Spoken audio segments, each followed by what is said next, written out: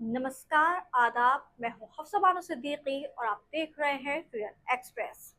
जैसा कि आप जानते हैं, लोकसभा इलेक्शन 2024 के नतीजे घोषित किए जा चुके हैं और उसके बाद कहा जा रहा है प्रधानमंत्री मोदी एक बार फिर से तीसरी बार प्रधानमंत्री की कमान संभालने वाले हैं।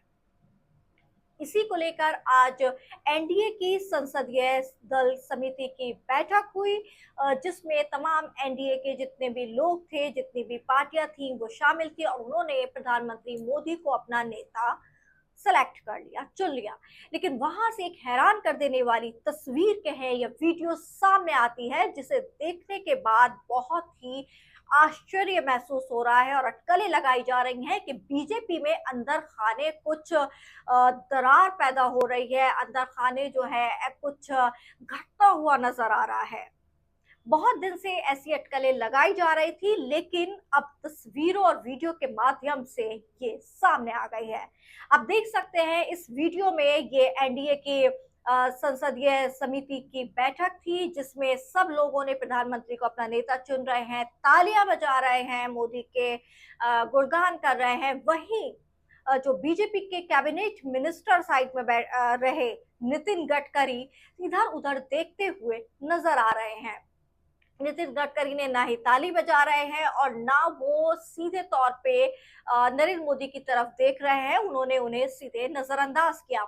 इसके बाद वीडियो में आप ये भी देख सकते हैं कि सब लोग खड़े होते हैं, लेकिन नितिन गडकरी जो है वो खड़े भी नहीं हो पाते। नितिन गडकरी खड़े नहीं होते और वो बैठते हैं। अब बाद में वो खड़े होते हैं या नहीं, इस बारे में तो नहीं कहा जा सकता, लेकिन वीडियो में जितना दिखाई दे रहा है, साफ तौर पे दिखाई दे रहा है कि पूरी तरीके से नितिन गडकरी की कोशिश है कि वो इस प्रधानमंत्री मोदी को नजरअंदाज कर रहे हैं और वो सीधे करते हुए नजर आ रहे हैं, जिसे कैमरों ने कैद कर लिया। बहुत आसान है कैमरों में तो कैद होना, और शायद ये जानबूझकर ही किया गया है, क्योंकि सबको पता है कि कैमरे लगे होते हैं चारों तरफ, तो हम जो भी एक्शन हमारी तरफ से लिया जाएगा वो सीधे तौर पे दिखाई देगा।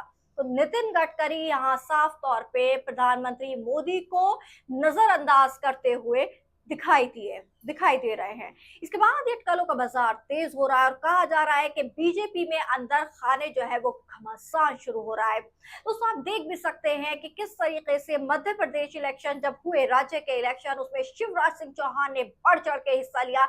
बल्कि ये कहा जा रहा था कि एग्जिट पोल में कि इतनी सीटें मध्य प्रदेश में बीजेपी को नहीं मिल रही, जो रिजल्ट में तब्दील हुई उसमें शिवराज सिंह चौहान एक हीरो बनकर सामने आए। उन्होंने जो उनकी योजनाएं थी उसे जनता ने पसंद किया और आप अब लोकसभा में भी देख सकते हैं कि 8 लाख मतों से जनता ने शिवराज सिंह चौहान को जितवाया है। लेकिन इन सब के बावजूद बीजेपी ने उन्हें पूरी तरीके से साइडलाइन कर दिया और मुख्यमंत्री पद से सीधे तौर पर उनका रास्ता या पत्ता साफ कर दिया।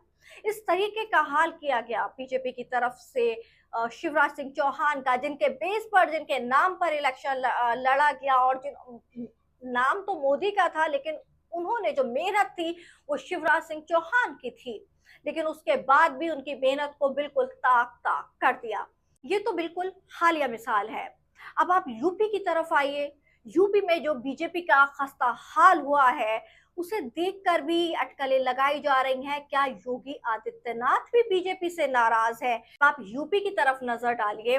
यूपी में जो बीजेपी का खस्ता हाल हुआ है, जितनी उन्हें उम्मीद थी सीटें मिलेंगी, उसके मुकाबले में आधी सीटें भी नहीं बीजेपी जीत पाई।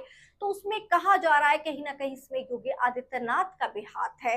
यही वजह है कि जब रिजल्ट आए और यूपी में इतनी कम सीटें बीजेपी की आई, तो किसी का बयान आता है कि हमारा एक मुख्यमंत्री हमारे खिलाफ है। आखिर वो मुख्यमंत्री क्यों खिलाफ है? क्या वजह है कि मुख्यमंत्री को खिलाफ होना पड़ा और उसको वो नहीं चाह रहा था कि बीजेपी को जो है वो पूर्ण बहुमत मिले? तो क्योंकि अगर बीजेपी को पूर्ण बहुमत मिलता, उनकी तिबारा से अगर बहुमत की सरकार आती और 300 प्लस या 400 के जो दावे और वादे किए जा रहे थे ऐसा होता, तो माना जा रहा था कि अब नंबर जो है वो योगी आदित्यनाथ का है, यानी उनका पत्ता भी सीधे तौर पे कटने वाला था। क्योंकि मोदी के बाद अगर किसी का नंबर आता है तो वो अमित शाह का आता है और माना जा रहा था कि योगी उसमें दीवार बन के पैदा, अड़चन बन के पैदा हो रहा है, तो अब उनका नंबर था, कटने की बारी थी। तो अब आप देख सकते हैं किस तरह से बीजेपी में जो है वो ये सब चीजें अंदर खाने जो है वो दरार पैदा होती नजर आ रही है। और ऐसी तस्वीरों के थ्रू तो बिल्कुल ये साफ ही हो गया है जो आज एनडीए की बैठक में दिखाई दिया। दरअसल बीजेपी में जो प्रधानमंत्री मोदी हो या अमित शाह, इनके आगे किसी की नहीं चलती। विपक्ष तो इनसे परेशान था ही।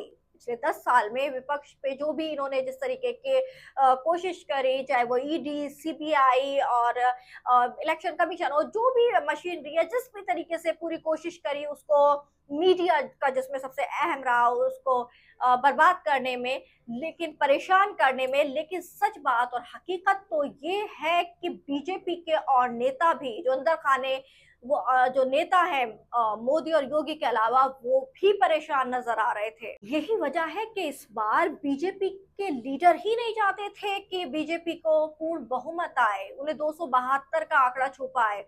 और वो नेताओं में भी खुशी नजर आ रही है कि अच्छा है, क्योंकि उन्हें लग रहा है कमाने से मोदी और अमित शाह जो है वो कमजोर पड़ेंगे। तो बीजेपी में अब आप देख सकते हैं एक अलग से गुट पैदा हो गया है। उसमें नितिन गडकरी हैं, योगी आदित्यनाथ हैं, उसमें शिवराज सिंह चौहान हैं। तो ये दल जो है ये नहीं चाहता कि मोदी और अमित शाह का जो दबदबा है वो बीजेपी में इसी तरीके से कायम रहे। और ये जो चुलबुलाहट है और जो ये अंदरूनी हिचकिचाहट है ये जारी रहे। यही वजह है कि इलेक्शन रिजल्ट आए हुए कई दिन हो गए हैं, लेकिन और प्रधानमंत्री मोदी ने राष्ट्रपति द्रौपदी मुर्मू को अपना इस्तीफा भी सौंप दिया था। कई दिन उसे भी हो गए कई दिन, लेकिन उसके बाद भी जो सबसे पहले बैठक होनी चाहिए थी वो एनडीए की नहीं, बल्कि जो तरीका है, जो कानूनी तरीका है, उसमें क्या होता है कि सबसे पहले जो अपनी पार्टी है वही अपना नेता चुनती है। लेकिन बीजेपी अभी तक अपनी संसदीय समिति की बैठक नहीं बुला पाई है, या शायद अमित शाह और प्रधानमंत्री मोदी माने हुए हैं कि वो सब तो बिल्कुल क्लियर है, या उन्हें फिर डर है कि कहीं बगावत ना पैदा हो जाए पार्टी में और एनडीए तक पहुंचने की नौबत ही ना आए। इसलिए पहले एनडीए की बैठक बुलाई जा रही है, जबकि जो तरीका है उसमें होता है पहले जो है अपनी पार्टी यानी भाजपा में अपना नेता सेलेक्ट करें, उसके बाद फिर एनडीए की। क्योंकि जिस तरीके से अंदर खाने जो है वो प्रॉब्लम शुरू हो रही है बीजेपी में, नेताओं में नाराजगी साफ तौर पर दिखाई दे रही है, क्योंकि उनको डिमीन किया जाता रहा है काफी टाइम तक। अगर आप बात करते हैं बीजेपी में कि सबसे ज्यादा काम किसने किया, मैं मंदिर मस्जिद की और उसकी बात नहीं कर रही, मैं काम की बात कर रही हूँ, तो वो नेता है नितिन गडकरी, जिनके सड़क और परिवहन मंत्रालय उनके हाथ में था। और वाकई में इस नेता ने बेहद शानदार काम किया है।